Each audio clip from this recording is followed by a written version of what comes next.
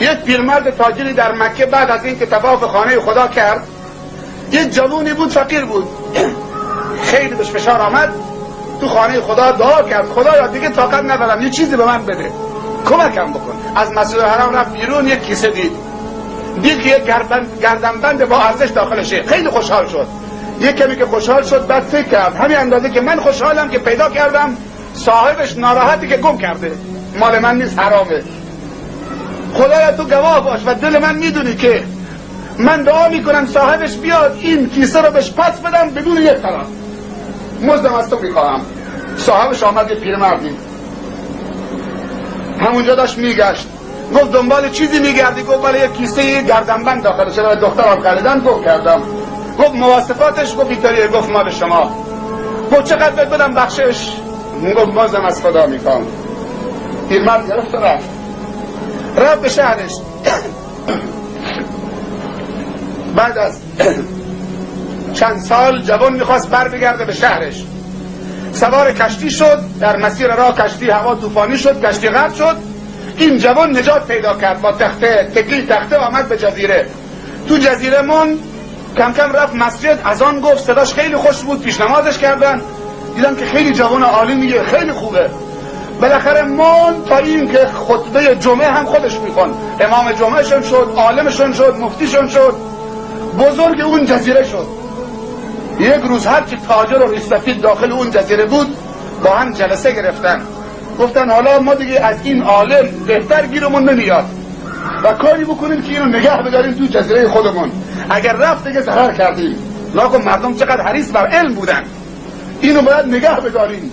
تنها راهش این که یک زن بشنیم تا نگهش بداریم که پسرم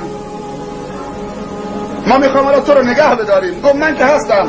گفت نه درسته هستی ولی میخوام تو رو نگه بداریم، تو زن داری؟ گفت که زن نه، هیچی ندارم، کی من زن میده؟ گفت من یه دختری دارم، اون دختر تو، دخترمو به تو میدم. گفت اگر این کار بکنی مشکور میشم. دخترشو بهش داد. وقتی رفت تو حجله دست به چادر زنش که گرفت، چادرش که بلند کرد چشمش افتاد به گردنبند رو سینه زنش.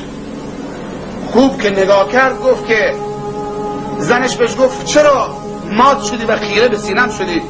گفت نگاه این گردنبند میکنم، این از کجا آوردی؟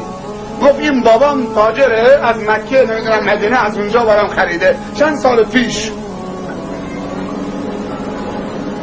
بعد گفت که ها بابات از کجا؟ گفت بابام برام خریده. بعد سوال کرد من میخوام یه سوال بکنم، آیا سال پیش بابای من رفته سفر حج؟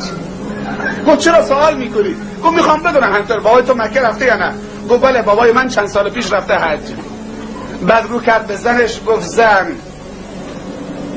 این گردنبند من صاحبش هستم، تو از بابات بپرس که جریان این گردنبند در مکه چیه. وقتی باباشو طلبید و سوال کرد گفت که بله این گردنبند در مکه گم شده، یک جوونی پیدا کرد ولی اون جوان دیگه من ندیدم چه شد، فقط گفتم خدایا من جوونی میخوام مثل این دامادم باشه، این گیرم بیاد، مثل این جوان عفیف و پاک دامن، چشمش به مال دنیا نباشه. گفت من همون جوان صاحب همین گردنبندم. گردنبند داد، هم زن گیرش آمد، هم دین گیرش آمد، هم مقام و منزلت و آبرو گیرش آمد و هم چه اون گردنبند گیرش آمد. کسی که همه چرا به خاطر خدا فدا بکنه، خدا همه چیز رو به شربش میده، هم دنیا و هم آخرت بهش میده.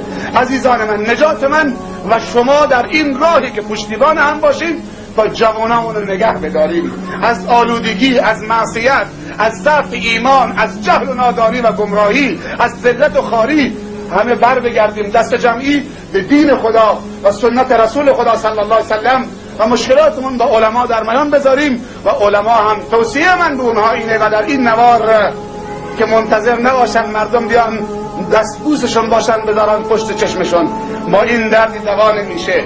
عالمی که این قصدش باشه که مردم دستبوسش باشن هیچ موقع نتیجه نمیگیره، مردم ازش فرار میکنن. باید جون و فدای مردم کرد. مردم خیلی علاقمندن به شرطی که ما جون و فدای مردم بکنیم. علما میگن یک راه برای آقایی و سروری هست، اونم راه خدمتگزاری و نوکری مردم.